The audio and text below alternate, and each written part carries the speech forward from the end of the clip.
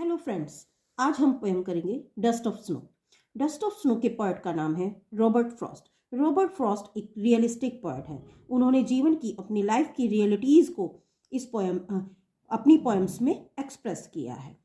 उन्होंने उसके साथ साथ नेचर को भी लिया है। फॉर एग्जाम्पल, इस पोएम में ही देखिए, जैसे उन्होंने स्नो, हैमलॉक ट्री, वो एक फॉरेस्ट से होकर जा रहे हैं, तो ये सब चीज़ें उन्होंने नेचर से ली हैं और उनको अपनी लाइफ में जोड़ने की कोशिश की है। अब हम पोएम का मीनिंग देखते हैं। पोएम डस्ट ऑफ स्नो में पोएट रॉबर्ट फ्रॉस्ट ने जो बताने की कोशिश की है कि कैसे एक सिंपल इंसिडेंट भी हमारे मूड को कैसे चेंज कर देता है, कैसे हमारे मूड को अच्छा या बुरा बना देता है, कि कैसे the way A crow Shuk down on me the dust of snow from A hemlock tree. Hemlock tree एक पॉइजनस ट्री है, उसके ऊपर बैठा हुआ एक कौवा है।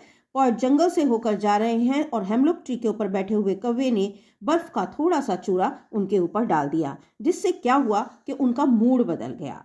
Has given my heart A change of mood, जिससे कि मेरा मूड बदल गया, उससे मेरे दिल को खुशी हुई। And saved some part of a day I had dude, और जो मेरे दिन का बाकी हिस्सा था जो खराब होने जा रहा था वो बच गया। और इस तरह से पोएट ने सिर्फ एक बात ये बताने की कोशिश की है कि कैसे नेचर जो है हमारी लाइफ पर सीधा सीधा असर डालती है।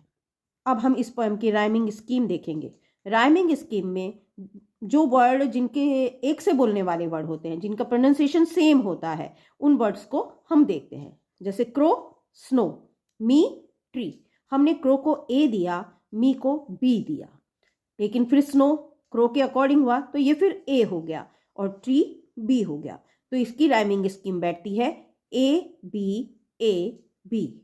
इसी तरह से हार्ट, मूड, पार्ट, रूड, तो ए बी। इस पोएम की पोएटिक क्वालिटीज में पहले नंबर पर है एंजाबमेंट। एंजाबमेंट वहाँ होता है जहाँ पर कोई भी पंक्चुएशन मार्क नहीं होता और सेंटेंस जो है पूरी स्टोरी जारी रहती है, लास्ट में जाकर पंक्चुएशन मार्क लगता है, इसलिए इस पोएम में एंजाबमेंट है। नंबर 2 पर एलिट्रेशन। एलिट्रेशन जब कोई वर्ड बार बार रिपीट होता है। फॉर एग्जाम्पल, हार्ट, हैज़ और हार्ट, एच।